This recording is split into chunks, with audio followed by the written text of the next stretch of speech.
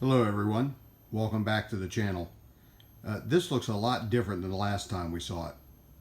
This is my 4x8 layout, Super Road layout here, and I just wanted to give you guys a little bit of an update and run a few trains and call it a day. So if you don't remember the last update video, which was from a year ago now, I have it linked in the description of this video, but a lot of things had happened. Back then, I think all I had done was laid the outside loop here, and that was about it. There was some stuff sitting out, some of the accessories, but not a whole lot had been done yet.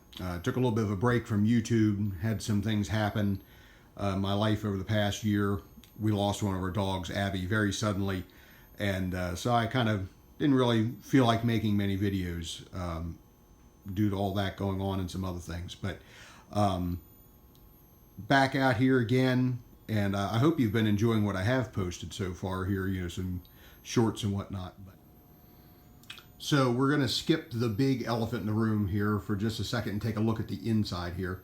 I have this inside loop here that's more of like an industrial branch line type thing.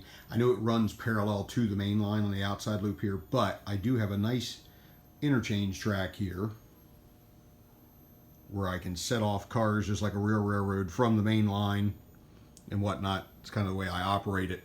So even though they're parallel to one another, I run the outside loop as if it's a main line and the inside loop as if it's a branch line. And I have a few industries, as it were. In Lionelville, they have lots of accessories. So we like calling them industries like the HO guys do, you know.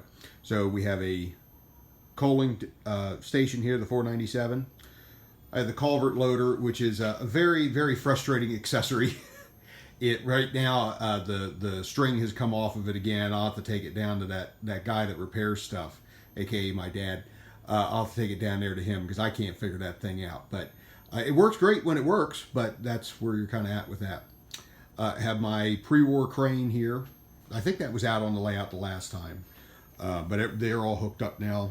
Had the brewery scene again. I had that a couple years ago on this layout with the ice house next to it, and then a team track, as they would call it, there with the milk stand. So I actually have a milk train sitting in there waiting to be switched out. And a couple other little things, you know, signals. I have relays hooked up to the signals so I can run two trains on the outside loop without them bumping into one another. My wife got the Warner Brothers tower back there. We're looking for little Animaniacs figures to put in there from the old TV show. But let's take a look at the big elephant in the room here. So the big difference and big addition here to this layout has been this S-gauge elevated loop with the erector set. Now, I got this idea from an old magazine called Toy Trains magazine. If you ever see any of those at train shows, they're really great to pick up. They were put out in the late 40s and early 50s, I believe. Same with the old model builder magazines that Lionel put out. Lots of great ideas and old school ways of doing things that still have a place in today's world of model railroading. So in the Toy Train magazine, and that's just what it was called, was Toy Trains, they showed an S-gauge layout with an elevated station, which is where the station came into here, but it was all built with mostly erector sets parts. And I thought, you know, Dad still has all of his erector sets from when him and Uncle Steve were kids, and these are actually, a lot of this stuff was my grandfather's too. So I talked to him and said, hey, can I borrow this stuff, you know, and use it here on the layout? And he said, sure. This whole thing took me about 4 months of working on this. I didn't work on it for hours every day, but I putzed around with it almost every day. I started up here on the front stretch here with this straight section. This was the most straightforward and easiest to put together. I kind of winged this all along. I didn't draw anything up as I was going along. Just kind of started putting pieces together. Then I worked my way around to here on this curve section, and I thought, well, how am I going to make this curve around here? So I had to get a little bit creative, but made it work. Holds up everything. You could definitely run O gauge on this. The lighter S gauge trains are very well secure on top of this. The back stretch actually wasn't too bad either because I put all those bridges in, and the big tall truss bridge, that's an original Flyer bridge. The bridge next to the truss bridge actually has a little bit of an interesting story. When I was a kid, my dad had thought about building a swing bridge for on our layout, and we had talked about building something, and I got out the erector sets because I was still playing with them back then, and built this bridge. Well, it was actually too, I didn't build it tall enough for O gauge. So we put it underneath the layout, kind of forgot about it. We ended up going a different route for our bridge. And so when I started building this, my dad said, hey, I've still got that swing bridge that you built. And I said, oh yeah, well, I could tear it apart and use the parts and all that stuff. Then I realized it would fit right back there. So I finally was able to use this bridge after about 20 years of it sitting underneath the layout. If you can see, that's our new dog, Thea. We got her back in October. And there's Sutton. They're out there patrolling their world. Eventually, someday, I'd love to have a garden railroad out there, but that's another project that sits there, and maybe it'll get done someday. And then just a last look here at the end. This got a little bit interesting too because I didn't have as much room to put leg supports, so there's only a handful of supports under here.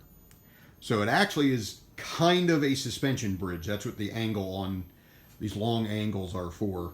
I had actually seen a bridge like this out in the Royal Gorge. I believe it's out in the Royal Gorge on the Rio Grande, and it was kind of a suspension bridge hanging off the side of the gorge. And I thought, well, that might work. That'll hold it up a little bit better. But it's worked out really well. I'm really enjoying having a place that I can permanently run my S-gauge trains instead of just underneath of our Christmas tree in the front room. We do have a Christmas tree that stays up full year round. And so I do keep the S-gauge trains underneath there all year round. One last note here before we start running some trains. If anybody noticed, this layout's actually in a different spot than where it normally is. Normally it's back over there near the railroad sign and the theater sign.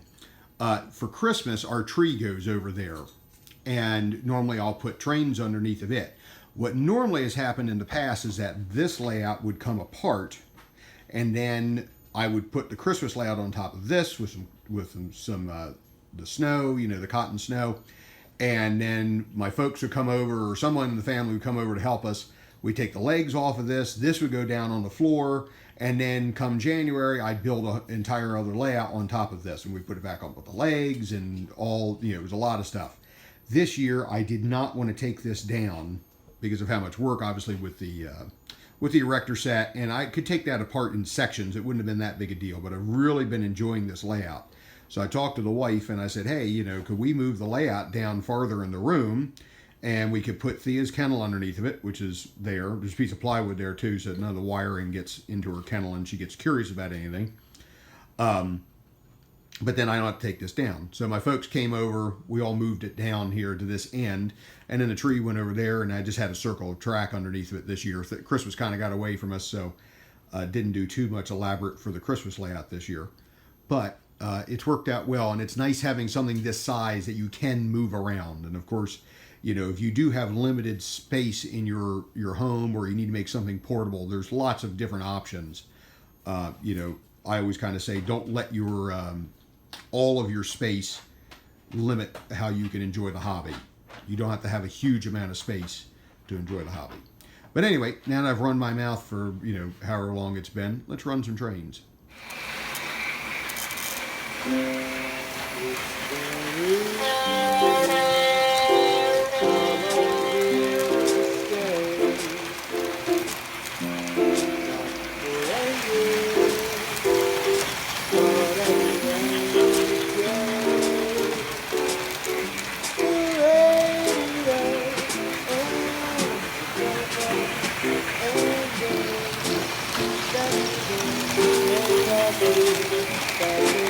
Thank you.